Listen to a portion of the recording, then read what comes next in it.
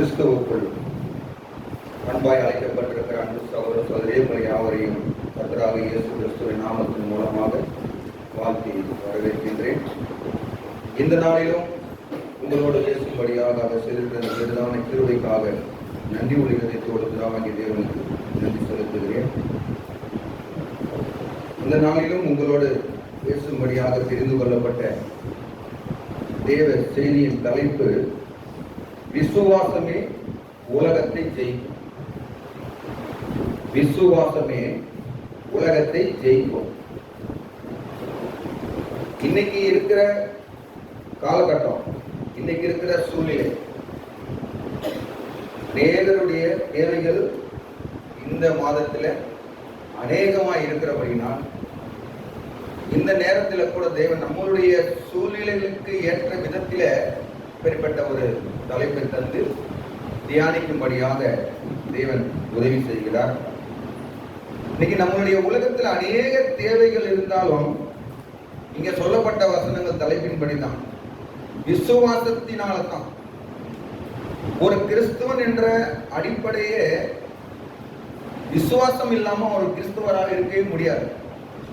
அது எப்பேற்பட்ட கிறிஸ்துவனாக ஆழமான சத்தியத்தை கற்றுக்கொண்டிருந்தாலும் சரி, ஏதோ ஒரு விதத்துல சபைக்கு வந்து போக வேண்டிய நோக்கத்துல வந்து கொண்டு போனாலும் சரி, தன் வாழ்க்கையை கிறிஸ்துவுக்காக ஒப்பு கொடுத்து வாழ வேண்டும் என்று வாழ்கிற கிறிஸ்துவராக இருந்தாலும் சரி, இதற்கு முதல் காரணமே விசுவாசம் தான்.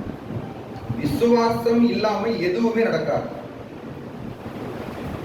அந்த அடிப்படையில இந்த நேரத்துல ஆதியாகமம் புஸ்தகத்தில் ஆபிரகாமை குறித்து பார்ப்போம். எல்லாருக்கும் தெரிந்திருக்கிற ஒரு காரியம் தான் ஆபிரகாம் விசுவாசத்துக்கு யாரா இருக்கிறாரு? தகப்பனா இருக்கிறார். அவர் ஏன் தகப்பனானார் என்று எல்லாருக்கும் நமக்கு தெரியும். இதெல்லாம் அடிப்படையிலேயே கற்றுக்கொண்டு வந்த சத்தியங்கள் தான். ஏன் இந்த நேரத்தில் அதை நினைவு கூறுகிறோம் என்றால், படிச்சுக்கிட்டே போயிடலாம், கேட்டுக்கிட்டே போயிடலாம். ஒரு இன்சிடென்ட் நடக்கும் போதுதான் ஒரு உணர்வு வரும். போய்கிட்டே இருக்கிறோம், திடீர்னு ஒரு விஷயம் நடக்கும்போது தான் நமக்கு ஒரு பதட்டங்கள் ஏற்படும். அப்ப இந்த மாதிரி வசனத்துல தேவன் அநேக காரியங்களை கொண்டு நாம் உணரும்படி அப்பப்போ என்ன பண்றாரு? வசனங்களை உணர்த்துறாரு. நாம் டெய்லி வாசிக்கிறோம், ஜெபிக்கிறோம், இங்கிருந்து வேதத்தை கேட்கிறோம். இவ்வளவு காரியங்கள் இருந்தாலும் விசுவாசத்தை கொண்டு எவ்வளவு உலகத்தை ஜெயித்திருக்கிறோம். இன்னைக்கு அநேக சத்தியத்தை கற்றுக்கிறோம். இந்த உலகத்தை ஜெயிக்கணும்னா வேதம் சொல்லப்படுகிற ஒரே காரணம் விசுவாசம் தான். விசுவாசத்தினால தான் உலகத்தை ஜெயிக்க முடியும். இன்னைக்கு உலகம் என்று பார்த்தா தேவனுக்கு எதெல்லாம் பிரியமில்லாத காரியமா இருக்கிறதோ அதெல்லாம் உலகமா இருக்கு.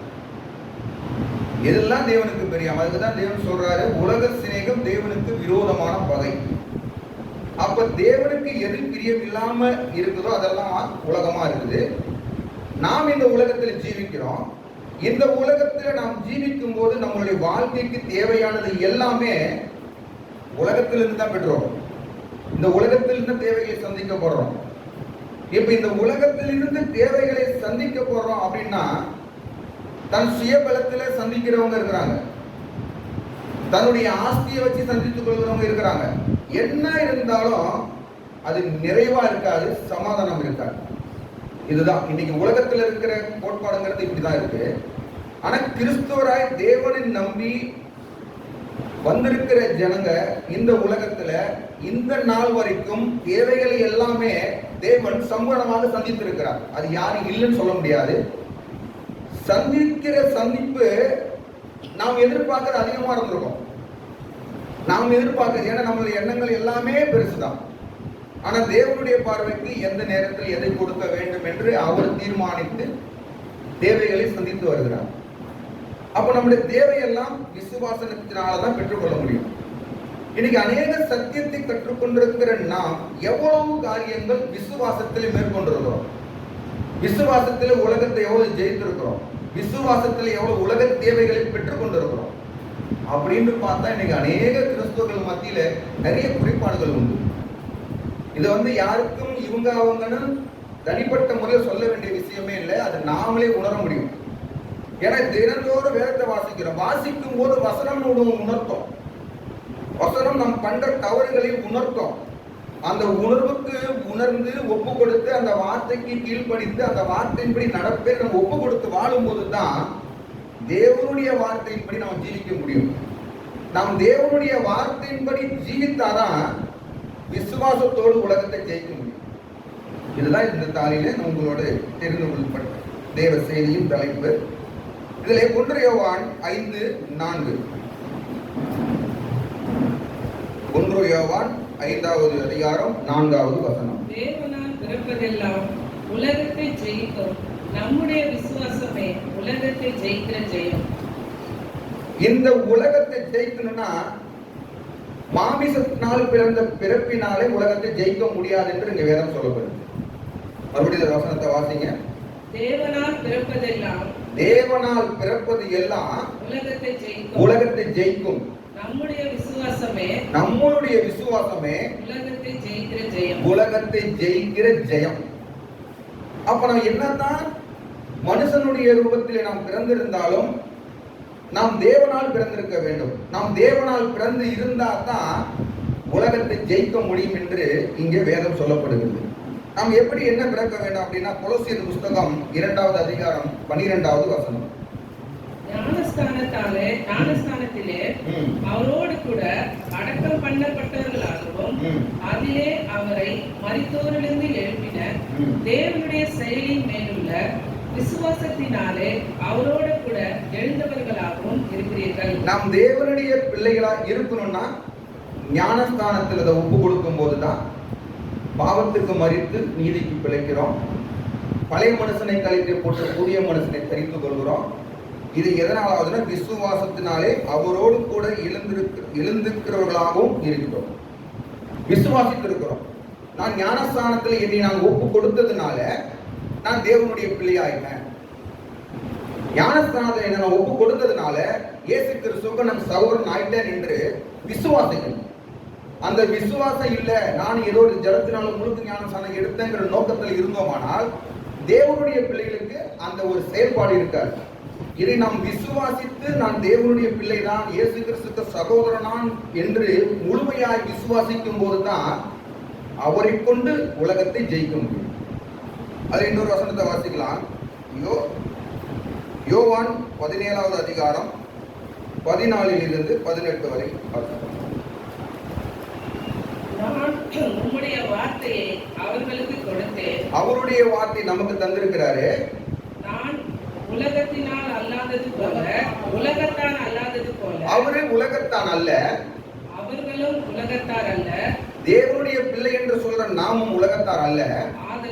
ஆதலால் உலகம் அவர்களை பார்த்து பகைத்தது, நீ அவர்களை உலகத்திலிருந்து எடுத்துக் கொள்ளும்படி நான் வேண்டிக் கொள்ளாமல் நீ அவர்களை தீமையின்றி காக்கும்படி வேண்டிக் கொள்கிறேன். இந்த இடத்துல நான் உலகத்தான் இல்லை என்று இயேசு கிறிஸ்து சொல்றாரு.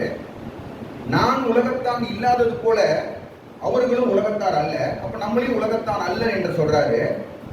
அதே தேவன் அவர் விண்ணப்பம் வைக்கிறாரு, நீர் அவர்களை உலகத்திலிருந்து எடுத்துக் கொள்ளும்படி நான் வேண்டிக் கொள்ளாமல். அப்படின்னா உலகத்திலிருந்து எடுத்துக்கொள்கிற காரியம்னா உலகத்திலே தான் இருக்கிறோம், உலகத்துல தான் இருக்கிறோம். உலகத்திலிருந்து எடுத்துக்கொள்ளாதபடினா நம்ம சரீரத்தை மரணத்துக்கு கொண்டு போகிற காரியம் இல்ல. அது மறுபடியும் வாசிங்க. நீர் அவர்களை உலகத்திலிருந்து எடுத்துக்கொள்ளும்படிக்கு நான் வேண்டிக் கொள்ளாமல் நீ அவர்களை தீமையின்றி காக்கும்படி. இந்த உலகத்துல நான் உலகத்தான் அல்லாதது போல அவரும் உலகத்தான் அல்ல. ஆனா இந்த உலகத்துல இருக்கிறாங்க. இந்த உலகத்தில் இருக்கும் போது எவைகள் இருக்குது? தீமையின்றி காக்கும்படி. நான் தேவனுடைய பிள்ளை, இயேசு கிறிஸ்து சகோதரரா இருக்கிறேன். தேவனுடைய பிள்ளையா இருக்கிறனால உலகத்தை நான் என்ன பண்ண போறேன்? விசுவாசம் ஜெயிக்க போறேன் அப்படிங்கின்ற நம்பிக்கையோடு விசுவாசத்தோடு நாம் உலகத்தில் வாழும் போது என்ன இருக்கா நமக்கு பிரச்சனை? உலகத்துல தீமையான காரியங்கள் அநேகமாக நேரிடப்படும். அப்ப நேரிடும் போது என்ன பண்ண சொல்றாரு? காக்கும்படி. இயேசு கிறிஸ்து நமக்காக. நான் உலகத்தான் அல்ல, அதனால அவரும் உலகத்தான் அல்ல. ஆனா இந்த உலகத்துல அவங்க இருக்கிறாங்க. இந்த உலகத்துல அவர்களுக்கு தீமையான காரியங்கள் அநேக காரியங்கள் நேரிடும் போது அவர்களை நீர் காத்துக்கொள்ள வேண்டும் என்று இங்கே அவர் கேட்கிறார். அடுத்த வசனம். நான் உலகத்தான் அல்லாதது போல அவர்களும் உலகத்தார் அல்ல, உலகத்தார் அல்ல. உன்னுடைய சத்தியத்தினாலே அவர்களை பரிசுத்தமாக்கும். பரிசுத்தமாக்கும். உம்முடைய வசனமே சத்தியம். உம்முடைய வசனமே சத்தியம். நீர் என்னை உலகத்தில் அனுப்பினது போல, தேவன் இயேசு கிறிஸ்துவை உலகத்துக்கு அனுப்பினது போல நானும் அவர்களை உலகத்தில் அனுப்புகிறேன். ஞானஸ்தானத்துல ஒப்பு கொடுத்த பிறகு, தேவனுடைய பிள்ளையாய் ஆன பிறகு நம்மளை எங்க அனுப்புறாரா? மறுபடியும் உலகத்துலதான் அனுப்புறாரு. ஞானஸ்தானம் எடுத்த பிறகு நீ என் பிள்ளையாயிட்ட, இயேசு கிறிஸ்துக்கு சகோதரன் ஆயிட்டேன் என்று வேற ஒரு இடத்துக்கு அழைத்து கொண்டு போகல. மறுபடியும் நாம் எந்த வீட்டில் இருந்தோமோ, எந்த தெருவில் இருந்தோமோ, எங்க வாழ்ந்தோமோ, எங்க வேலை செய்தோமோ, மறுபடியும் அதே இடத்துக்கு தான் நம்மளை அனுப்புகிறார். அப்படி அனுப்பும் பொழுது வருகின்ற தீமையில் இருந்து காக்கும்படி இயேசு கிறிஸ்து நமக்காக வேண்டுதல் செய்கிறார் என்று இந்த வசனத்தின் மூலமாக தெரிந்து கொண்டோம். ரோமரின் புஸ்தகம் 12வது அதிகாரம் 3வது வசனம். அல்லாமலும் எனக்கு அருளப்பட்ட கிருபையினாலே நான் சொல்லுகிறதாவது, உங்களில் எவனானாலும் தன்னை குறித்து எண்ண வேண்டியதற்கு மிஞ்சி எண்ணாமல் அவனவனுக்கு தேவன் பகிர்ந்த விசுவாச அளவின்படியே தெளிந்த எண்ணமுள்ளவனாய் எண்ண வேண்டும். பகிர்ந்த விசுவாச அளவின்படி. இப்ப ஒருத்தர் ஞானஸ்தானம் எடுத்து ஃபர்ஸ்ட் சபைக்குள்ள வராருன்னா அவருடைய விசுவாசம் எவ்வளவு இருக்குமோ அவ்வளவுதான் இருக்கும். ஒரு வருடம் ஆச்சுன்னா அவருடைய விசுவாசம் அந்த ஒரு வருடத்துக்கு ஒரு விசுவாசமா இருக்கும். இன்னைக்கு நம்ம 20 வருட காலம் என்று சொல்லிக் கொண்டு இருக்கிற நம்மளுடைய வாழ்க்கையில நம்மளுடைய விசுவாச அளவு இன்னைக்கு எப்படி இருக்கு? விசுவாச அளவு இன்னைக்கு பார்க்கக்கூடிய ஒரே ஒரு விஷயமே விசுவாசம் தான். ஏன்னா எல்லாருக்கும் விசுவாசம் என்பது தெரியாத ஒன்று அல்ல, தெரியும். ஏதை மறுபடியும் தியானிக்கிறேன்னா, இன்னைக்கு உலகத்தில் இருக்கிற உலக தேவைகளுக்காக பிரயாசப்படுகிற வேதனைகள், துக்கங்கள், சஞ்சலங்கள் இவைகள் எல்லாம் வரும்போது விசுவாசத்தை விட்டு விலகி போகிற காரியங்கள் அநேகருடைய வாழ்க்கையில் நடந்துகிட்டு. அதனாலதான் தேவன் இந்த நேரத்தில் இந்த காலகட்டத்துக்கு ஏற்ற மாதிரி இந்த வசனத்தை தேவன் நமக்கு தந்து கொண்டு இருக்கிறார். 20 வருட காலங்களான உண்மையான சத்தியத்தை கற்றுக்கொண்டிருக்கிற நம்மளுடைய வாழ்க்கையில விசுவாச அளவு எவ்வளவு? அதை நாமளே நிதானிக்க முடியும். நம்மளுடைய வாழ்க்கையில் நிதானிக்க முடியும். நாம் பேசுகிற வார்த்தையில் நிதானிக்க முடியும். நாம் நடக்கக்கூடிய செயல்களை நிதானிக்க முடியும். ஒவ்வொருவரும் அவங்களுடைய வாழ்க்கை என்ன பண்ண முடியும்? நான் 20 வருடம் சொல்லுகிறது இல்லை, ஆழமான சத்தியத்தை கற்றுக்கொண்டு சொல்லுகிறது இல்லை, இவ்வளவு காரியங்களை கற்றுக்கொண்டு நான் எவ்வளவு விசுவாசத்தோடு இந்த நாளிலே உலகத்தை ஜெயித்து கொண்டு வருகிறேன் என்ற அந்த உணர்வு நம் மத்தியில் எவ்வளவு பேர்கிட்ட இருக்கு. இது இருக்குன்னு என்பதுதான் தேவன் இந்த நேரத்தில் நமக்கு உணர்த்துகிறார். மார்க்கு 9வது அதிகாரம் 23வது வசனம். இயேசு அவனை நோக்கி, நீ விசுவாசிக்க கூடுமானால் ஆகும், விசுவாசிக்கிறவனுக்கு எல்லாம் கூடும் என்றார். விசுவாசிக்கிறவனா எல்லாம் கூடும். விசுவாசம் இருந்தாலும் எல்லாம் கூடும். அது இன்னொரு வசனத்தை வாசிங்க. ஆதியாகமம் 22:18 சொல்றாரு. ஆபிரகாமை குறித்து சொன்ன பிறகு கடைசியாக அந்த வசனம் வாசித்து முடிச்ச 18வது வசனத்துல, நீ என் சொல்லுக்கு கீழ்ப்படிந்தபடியினால், அவ்வளவுதான், அவருடைய சொல்லுக்கு கீழ்ப்படிந்தபடியினால். ஆபிரகாம் அவருடைய சந்ததியில் இருந்து தேவன் வேறு பிரித்த அந்த நொடிக்குள் இருந்து எந்த ஒரு விஷயமாக இருந்தாலும் ஆபிரகாம் தேவன் சொல்லுகிற வார்த்தை மட்டுமே கேட்டு நடந்தார். அவர் அந்த வார்த்தை சொல்லி கேட்டு நடந்ததுனால தான் இன்னைக்கு பைபிள்ல விசுவாச தகப்பன் என்ற பெயர் வாங்குகிற ஒரு நிலவரத்துக்கு வந்திருக்கிறார். இப்ப இயேசு கிறிஸ்து நமக்கு அநேக காரியங்கள் அற்புத அடையாளங்கள் மூலியமாக செய்து காண்பித்து அப்போஸ்தலர்கள் மூலியமாக இந்த உலகத்தை சத்தியத்தை அநேகருக்கு தெரியப்படுத்தி சபை என்ற இந்த காலகட்டத்தில் சபையை தந்து இந்த சபையிலும் சத்தியத்தை விதைத்து இது அநேகருக்கு என்ன பண்ணணுமா? சத்தியத்தை பகிர்ந்து கொடுக்கிறவர்களாய் மாற்றும்படியாக தேவன் நம்மளை அழைத்திருக்கிறார். அழைத்திருக்கிற தேவனுடைய வார்த்தை நாம் கூர்ந்து கவனித்து அந்த வார்த்தையின்படி நாம் நடக்கிறவர்களாக இருந்தோமானால் ஆபிரகாமுக்கு தந்ததை காட்டினோம். இந்த காலகட்டத்தில் தேவைகளை தேவன் சம்பூர்ணமாக சந்திப்பார் என்று நான் விசுவாசிக்கிறேன். அவர் சொல்லுகிற வார்த்தையின்படி ஆபிரகாம் சொல்ல கேட்டார். நீ என் சொல்லுக்கு கீழ்ப்படுந்தபடினால், தேவன் சொல்றார் ஆபிரகாமுக்கு, நீ என் சொல்லுக்கு கீழ்ப்படுந்தபடினால். அதுக்கப்புறம் அவருடைய ஆசீர்வாதத்தை எல்லாம் சொல்றார். நான் என்ன பண்ணுவேன், உன்னை ஆசீர்வதிப்பேன், உன்னை சபையில சொல்ல, எல்லாவற்றையும் அந்த ஆபிரகாமை குறித்து சொல்றதை பார்க்கணும். சரி, இந்த விசுவாசம் இந்த உலகத்தை ஜெயிக்கும். நாம் எவ்வளவு காரியங்கள் விசுவாசத்தில் உலகத்தை ஜெயித்திருக்கிறோம். நமக்குள் எவ்வளவு விசுவாசம் நிலைத்திருக்கு. ஞாயிற்றுக்கிழமை ஆயிட்டு சபைக்கு வந்துடுறோம், சபையில இருக்கிற வேதத்தை கேட்கிறோம், போயிடுறோம். இப்படிப்பட்ட வாழ்க்கையை வாழ்ந்து கொண்டிருக்கிறோமா? இங்க வந்த பிறகு தேவன் வெளிப்படுத்துகிற வார்த்தைகளை கூர்ந்து கவனித்து இந்த வார்த்தைக்கு என்னை ஒப்பு கொடுத்து வாழ்கிறேன் என்று வாழ்வதற்கு சபைக்கு வருகிறோமா அப்படின்னு பார்த்தால் இன்னைக்கு காலகட்டத்தில் அநேக இடங்களில ஞாயிற்றுக்கிழமை ஆயிடுச்சு சபைக்கு போகணும், இவ்வளவுதான் அவர் நோக்கம். சபைக்கு வந்த பிறகு சபையில் என்ன காரியங்கள் நேரிடுது, எதை வெளிப்படுத்தி கொடுக்கிறார், தேவன் என்று என்ன பேசுறார், தேவன் என்ன எதிர்பார்க்கிறார் என்ற நோக்கங்கள் இன்னைக்கு அநேக விசுவாசிகள் மத்தியிலே குறைவாதான் இருக்கு. எல்லா சபைகளிலுமே இந்த ஒரு விசுவாசம் காரியங்கள் மிகவும் குறைவா இருக்கு. ஏன்னா உலக தேவைகள் அவ்வளவா இருக்கு.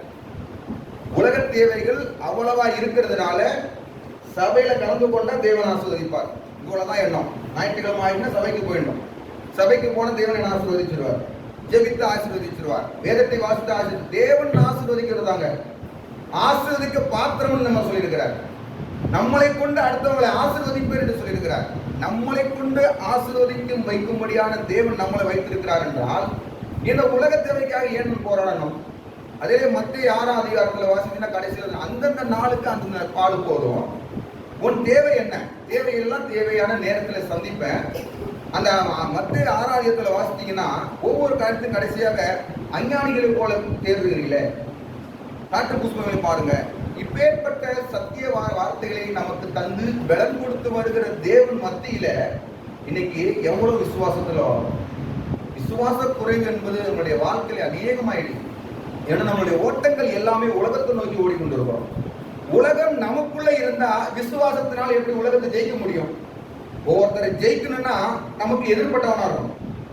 எதிர்பட்டவனா இருந்தாதான் அவங்ககிட்ட சண்டை போட முடியும். அவங்ககிட்ட சண்டை போட்டாதான் நம்ம ஜெயிக்க முடியும். அவனையே நமக்குள்ள வச்சுக்கிட்டு நான் உலகத்தை ஜெயிப்பேன் நம்ம சொல்லிக் கொண்டு இருந்தால் எப்படி நம்ம உலகத்தை ஜெயிக்க முடியும்? நாம் எவ்வளவாய் இந்த உலகத்தை வெறுக்கிறோமோ அப்பதான் உலகம் நமக்கு பகையா இருக்கும்.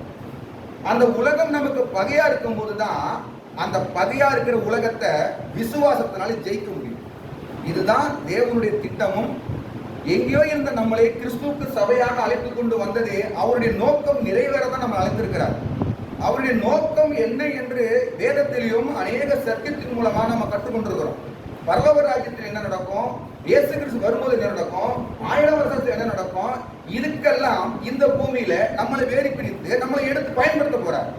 பயன்படுத்த போகிற நீங்க இந்த உலகத்தை எப்படி வாழ்றீங்க அப்படிங்கிறதுக்கு தான் ஒவ்வொரு நாளும் ஜீவனை அதிகப்படுத்தி தராரு, அவருடைய கிருபையை தராரு, அவருடைய ஞானம் தராரு, அவருடைய அறிவை தராரு.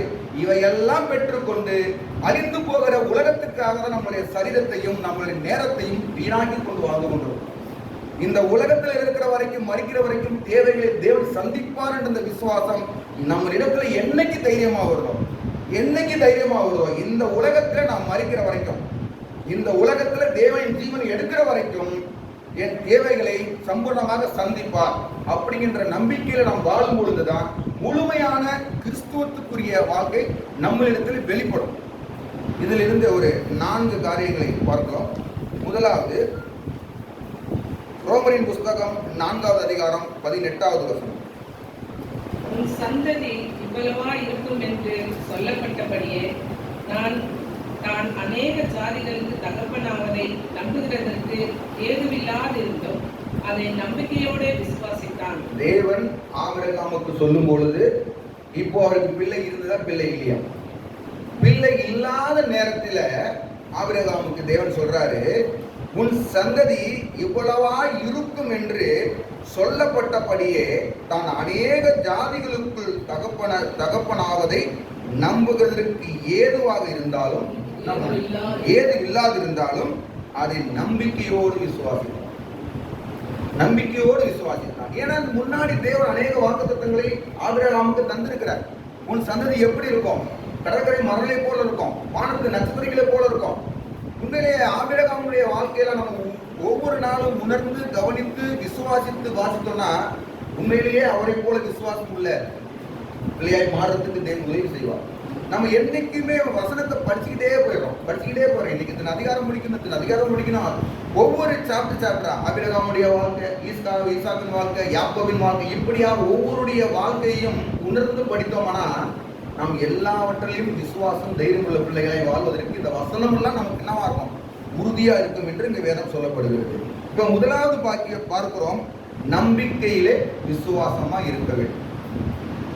நம்பிக்கையா இருக்கணும் விசுவாசம்.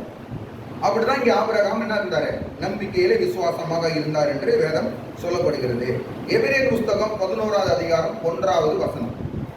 விசுவாசமானது நம்பப்படுகிறவர்களின் உறுதியும் காணப்படாதவைகளின் நிச்சயமுமாய் இருக்கிறது.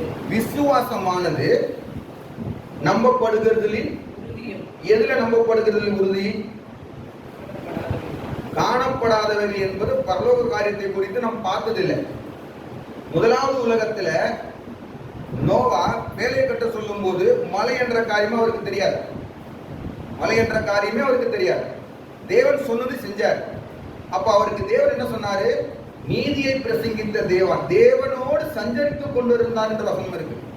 அப்ப அந்த விஷயத்தை அவர் காணாததா இருந்ததுனால சொன்னதை செய்தார்.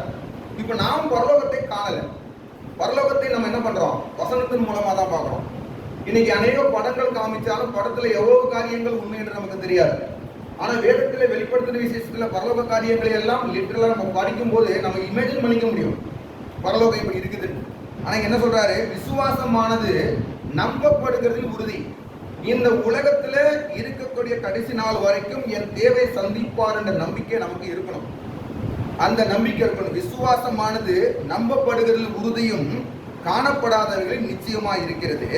நான் 1 கொரிந்தியர் 15:19 பாருங்க.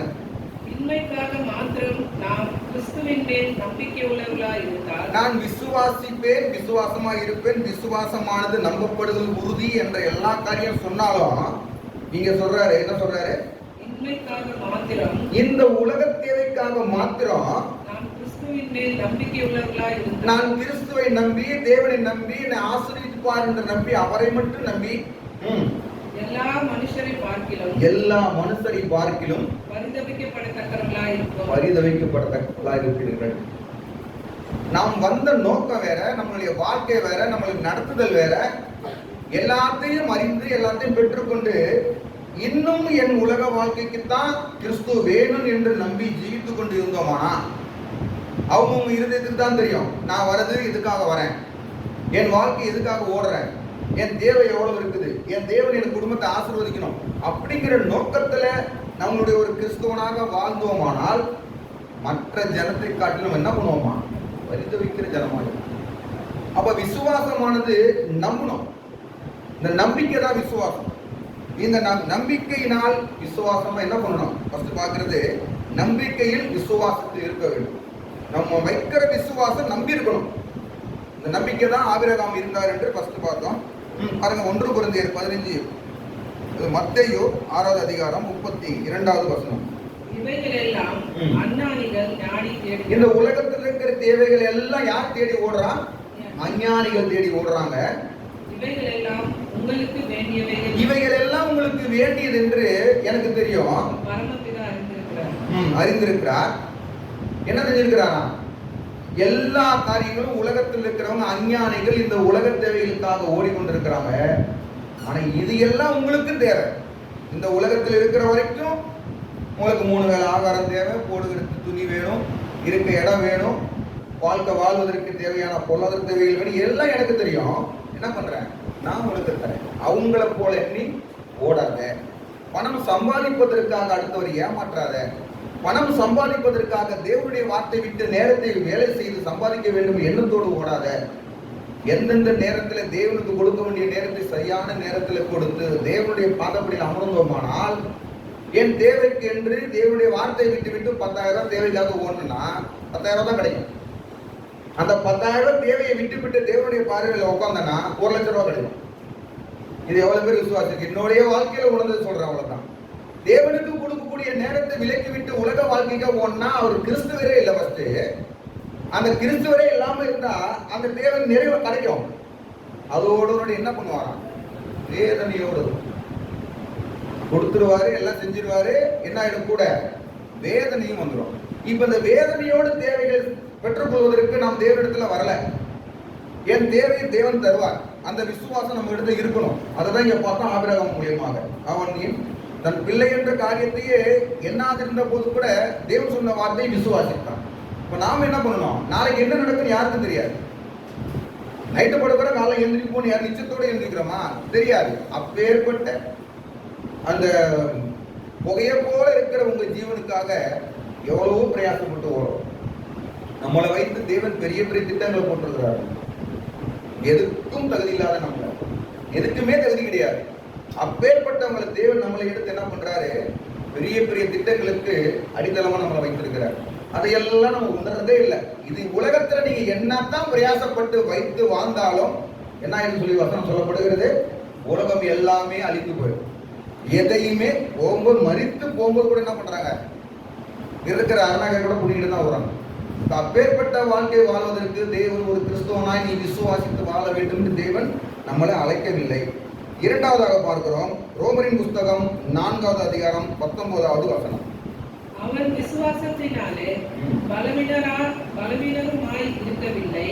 அவன் ஏறக்குறைய 100 வயதுள்ளவனாய் இருக்கும் போது தன் சரீரம் செத்து போனதே, சாராளுடைய கர்ப்பம் செத்து போனதே எண்ணாதிருந்தான்.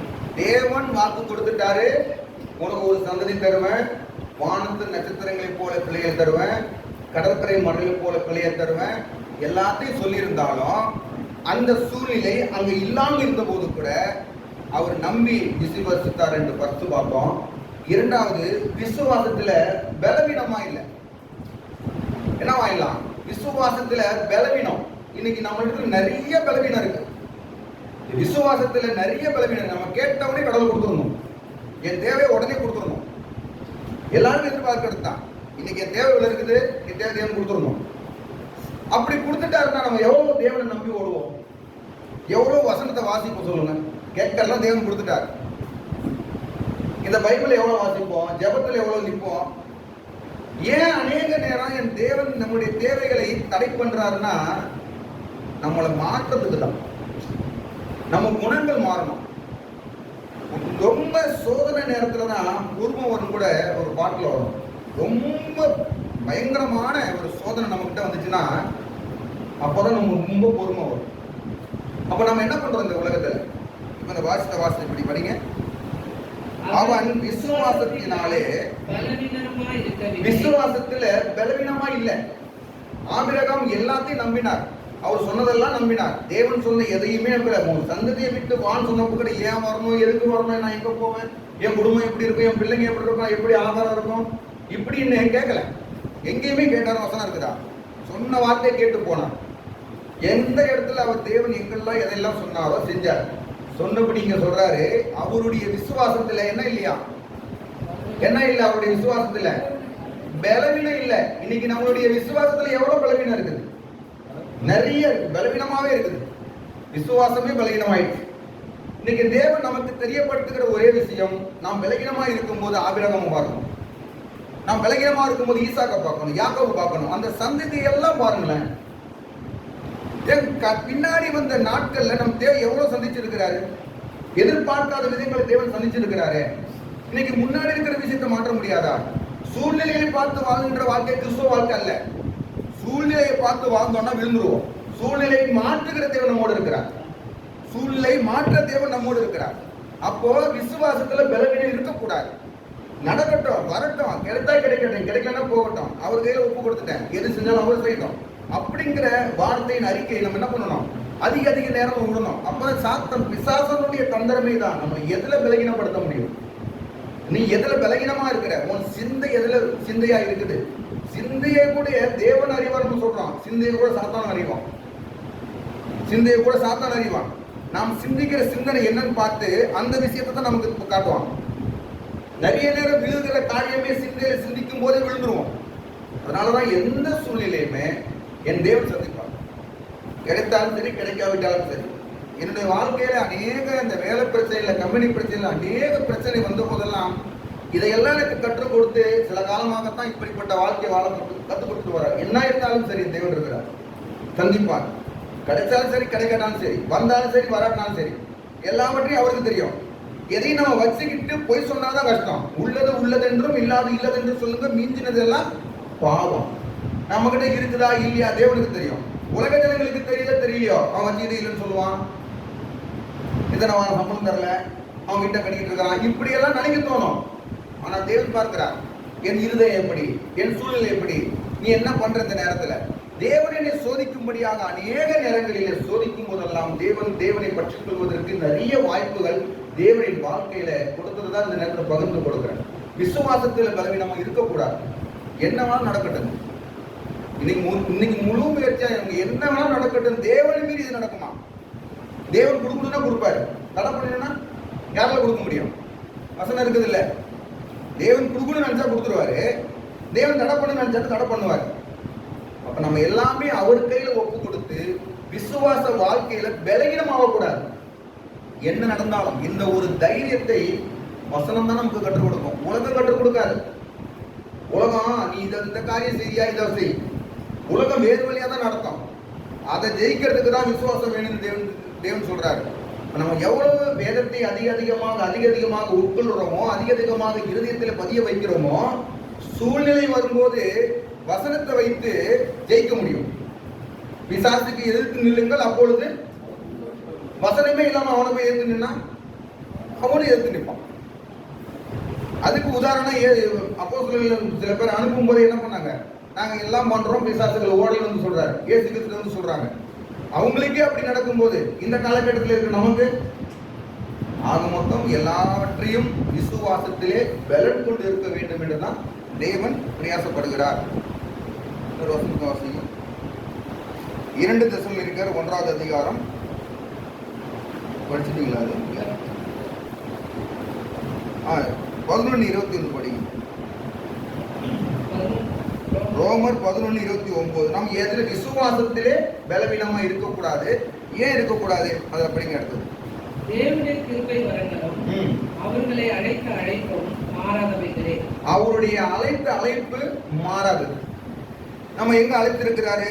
2 தெசலோனிக்கர் 1வது அதிகாரம் 12வது வசனம்.